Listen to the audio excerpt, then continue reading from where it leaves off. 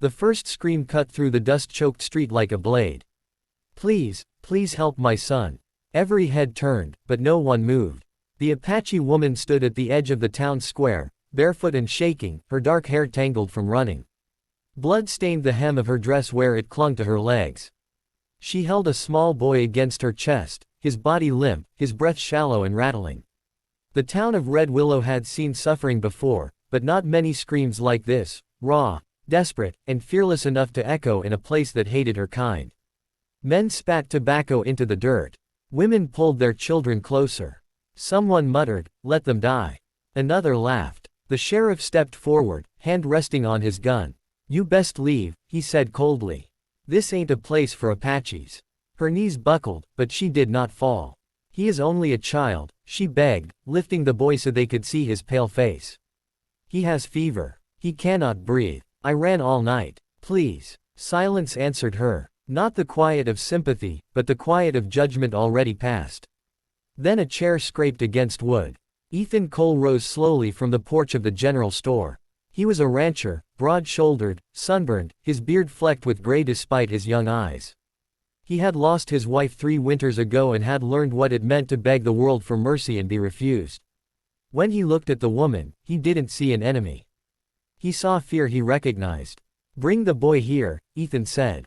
The sheriff snapped toward him. "Cole, you best stay out of this." Ethan didn't answer him. He stepped down into the street, boots crunching on gravel, and held out his arms. The woman hesitated only a second before placing her son in them. The boy burned with fever. "What's his name?" Ethan asked softly. "Dakota," she whispered. "He is 5. Ethan felt the boy's weak pulse and swallowed hard. "He's sick bad. Needs water. Needs rest." "You ain't talkin', that Indian brat into town," a man shouted. "They killed my brother. And my cattle," another added. Ethan turned slowly, eyes hard. "This is a child." The sheriff drew closer. "Cole, you defy this town, you'll answer for it." Ethan looked down at Dakota, then at the woman whose eyes were full of terror and hope all at once. "Then I'll answer." He turned and walked straight through the crowd. The shouting followed him like gunfire.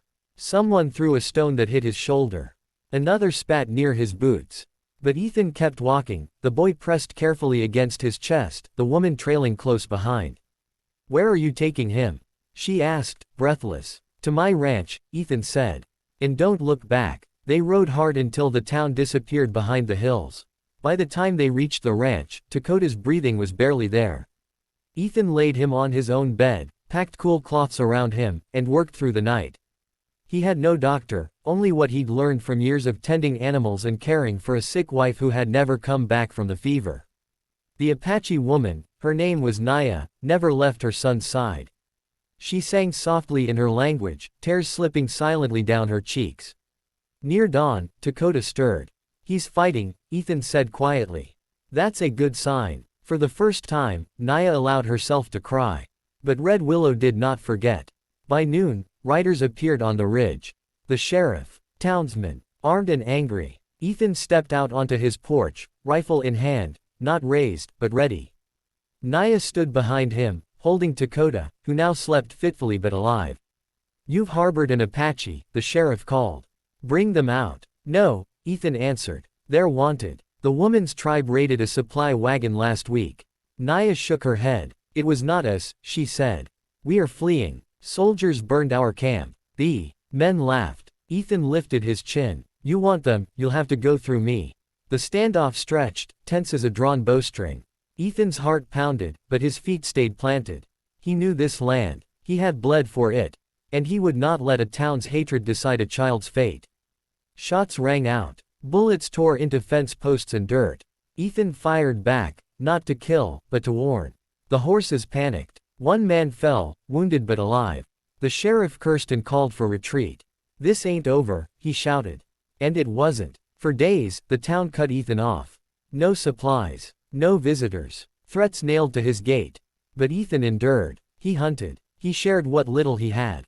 Dakota slowly recovered, his laughter returning like sunlight after a storm. One evening, Naya stood beside Ethan, watching the boy chase fireflies. "Why do you do this?" she asked. "They will kill you." Ethan thought of his wife.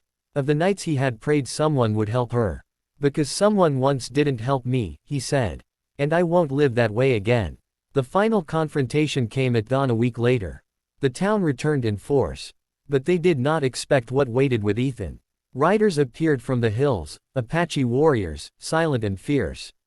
Naya's people had found her.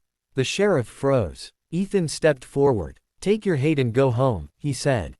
This land doesn't belong to fear. No one fired. Slowly, the town turned back. Naya touched Ethan's arm. You fought the whole town for my son, she said. I will never forget. Dakota ran to Ethan and hugged his leg.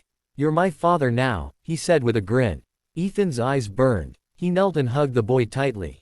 The town of Red Willow would remember that day as the day one man stood against them all, and reminded the West that courage isn't about guns or flags, but about choosing compassion when hatred is easier. And sometimes, saving one child is how you change the world.